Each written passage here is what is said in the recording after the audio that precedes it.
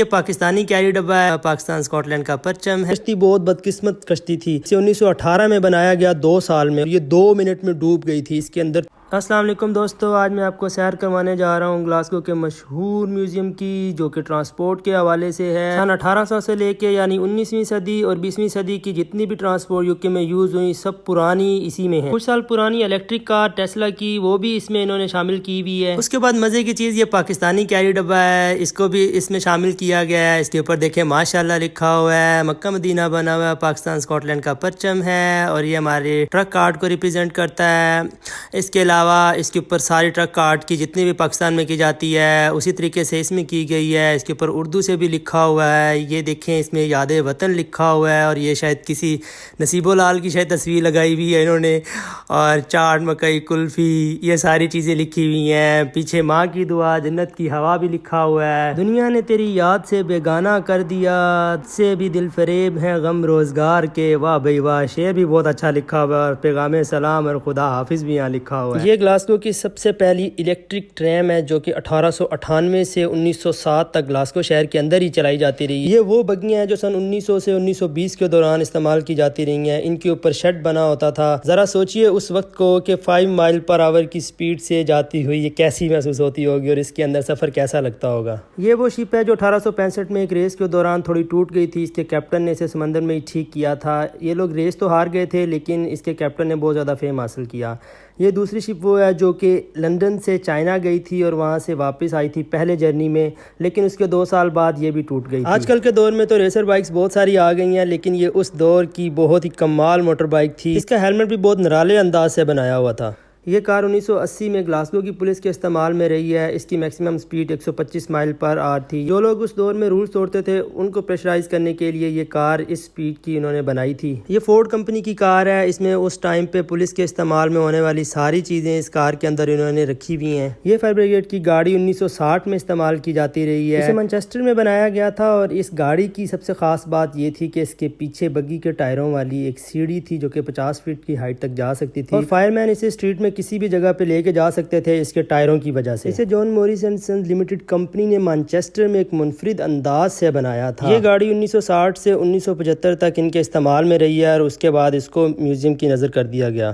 یہ ٹرین لوکو کے نام سے جانی جاتی ہے، جسے 1894 میں استعمال کیا جاتا رہا ہے۔ ایک لمبے اور بڑے بوائلر کی وجہ سے اسے بہت پاورفل ٹرین کے طور پہ جانا جاتا تھا۔ اس کا استعمال ہیوی ٹرینز کو اوپر کھینچنے کے لیے پہاڑی علاقے میں استعمال کیا جاتا تھا، کیونکہ یہ بہت زیادہ پاورفل ہوتی تھی، اور مال بردار گاڑیوں کو اوپر کھینچنے کے لیے اس ٹرین کا استعمال کیا جاتا تھا۔ اس ٹرین کو 2 شخص ٹیم ورک سے چلاتے تھے۔ ایک شخص اس کے اندر کوئلہ ڈالتا تھا، اور دوسرا اس کا ڈرائیور اس کی سٹیم کو یوز کرتے ہوئے اس کے انجن کو پاور دیتا تھا۔ یہ ہے لوکو 123، جو کہ لوکو سے بھی پرانی ہے۔ 1886 میں اس کو استعمال کیا جاتا رہا۔ موسٹلی اس کا استعمال مال بردار گاڑی کے طور پہ ہوتا رہا، اور اس کا انجن بھی بہت زیادہ پاورفل مانا جاتا تھا اس دور میں۔ یہ وہ ٹرالی ہے جس میں 1896 میں کنگ اور کوئن کے لیے بریک فاسٹ لایا جاتا تھا، اور اسے ایبردین پیلس ہوٹل سے ریلوے اسٹیشن اور پھر ٹرین کے اندر اسے لے کے جایا جاتا تھا۔ یہ گلاسگو کی سب سے سستی الیکٹرک ٹریم تھی۔ اسے 1902 میں استعمال کیا جاتا رہا ہے۔ اس کی بجلی گلاسگو سٹی سینٹر کے پاس ہی ایک کوئلے سے جو بجلی پیدا کی جاتی تھی وہاں سے فراہم کی جاتی تھی۔ اس کی خاص بات یہ تھی کہ اسپیشل لیڈیز کے لیے اگر 2 لیڈیز اکٹھی رات 9 بجے سے پہلے اس پہ اوپر سفر کرتی تھیں تو ان کو 2 ٹکٹس کی جگہ پہ 1 ٹکٹ کے پیسے کاٹے جاتے تھے۔ عام روٹین میں یہ رات 11:30 بجے تک چلتی تھی، لیکن فرائیڈے اور سیٹرڈے نائٹ کو یہ رات 1 بجے تک چلتی تھی، کیونکہ موسٹلی لوگ آپ کو پتہ ہے کہ بارز اور پب کے اندر ہوتے تھے تو ان کو پھر رات ہو جاتی تھی۔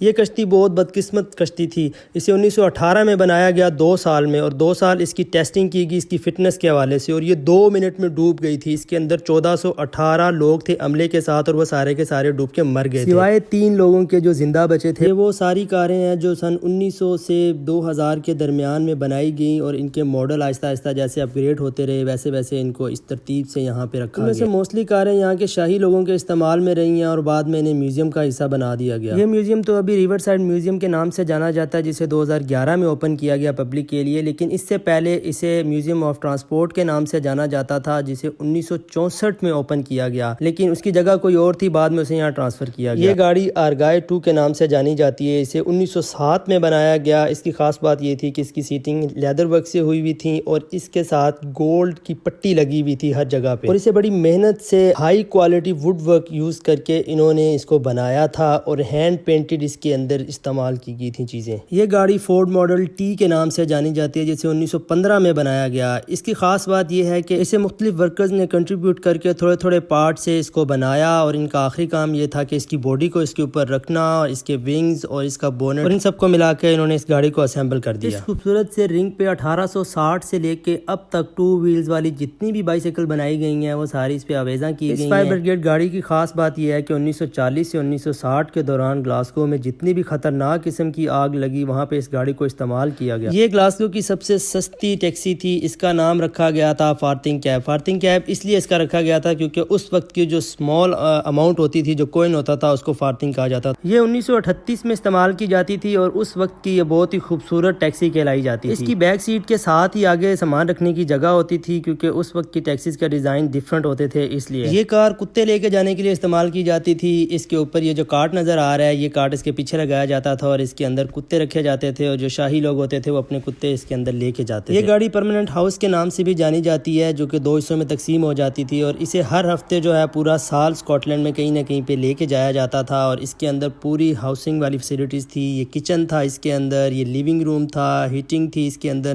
اسے 1955 میں استعمال کیا جاتا تھا۔ اس کے اندر صوفہ، اس کے اندر واش روم، سارے گھر والی۔ یہ گھوڑا گاڑی صرف کوفن لے کے جانے کے لیے استعمال ہوتی تھی 1890 میں۔ اسے اس میوزیم میں ایک ایسے انداز سے کھڑا کیا گیا ہے جیسے کہ 1890 سے 1930 کے دوران ایک گلی کا منظر ہو۔ اس بگی میں شیشہ لگایا گیا تھا جس میں سے کوفن بہت آسانی سے دیکھا جا سکتا تھا۔ اس اسٹریٹ کو آپ اگر میوزیم میں کھڑے ہو کے دیکھیں تو یہ آپ کو بالکل وہی منظر پیش کرے گی جو 1890 سے 1930 کے دوران تھا، اور یہاں پہ موجود ساری شاپس اسی طریقے سے انہوں نے بنائی، اندر سامان اسی طریقے سے انہوں نے لگایا ہوا جیسے اس دور کے اندر لگایا جاتا تھا۔ یہاں سے ہم آگے جاتے ہیں، یہاں پہ گلاسگو کی اس ٹائم پہ سب وے تھی جو کہ انڈر گراؤنڈ ٹرین تھی۔ مارچ 1891 میں اس کی کنسٹرکشن سٹارٹ ہوئی تھی، کیونکہ یہ انڈر گراؤنڈ تھی اور اس وقت پہ شہر بہت زیادہ بیزی ہوتا تھا، تب یہ بہت زیادہ مشکل تھا اس کو بنانا۔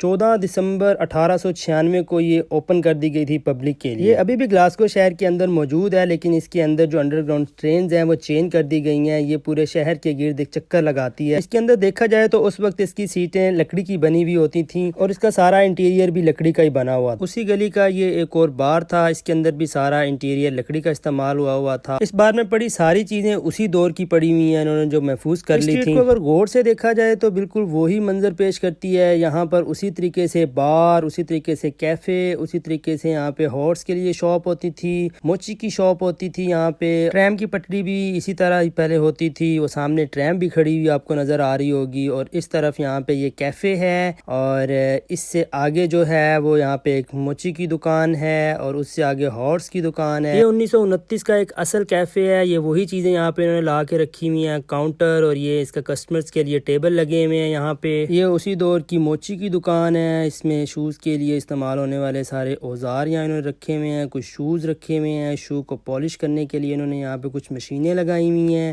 اور اس کے علاوہ جو ہے یہاں پہ شو رکھنے کے لیے انہوں نے باکس بنائے ہوئے ہیں، جو اس ٹائم پہ باکس استعمال کیے جاتے تھے۔ آج کل جیسے گاڑیوں کی ورک شاپس بہت عام ہیں، اس طرح اس دور میں گھوڑوں کی ورک شاپس بہت عام ہوتی تھیں، تو یہاں پہ گھوڑوں کی کاٹھیاں اور گھوڑوں کا سارا سامان، ان کی رسیاں، ان کے بیلٹ اور ان کے استعمال ہونے والی ساری اشیاء اس جگہ پہ موجود تھیں۔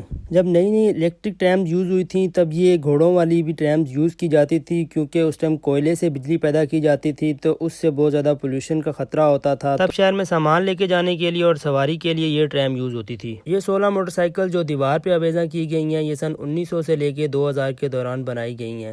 ان میں سے کچھ جو ہے وہ ڈبل سواری کے لیے ہیں، کچھ آف روڈز کے لیے ہیں، کچھ ریسر بائکس ہیں۔ یہاں پہ پہلے 21 بائکس ہوتی تھی، اب انہوں نے کم کر کے 16 کر دی۔ یہ الیکٹرک انڈر گراؤنڈ سب وے بھی 1900 کے بعد استعمال کی جاتی رہی ہے۔ اس کا میں آپ کو اندر سے ویو دکھاؤں گا۔ اس میں انہوں نے ایک اسکرین لگائی ہوئی ہے جس میں بالکل اسی طریقے سے ویو آتا ہے جیسے کہ پچھلے دور کے اندر جو تھا وہ استعمال ہوتی ہے۔ اس سب میں جو سیٹس استعمال کی گئی ہیں ان میں فوم لگایا گیا، جبکہ جو اس سے پہلے استعمال کی جاتی تھی اس کے اندر جو تھا وہ لکڑی لگی ہوتی تھی۔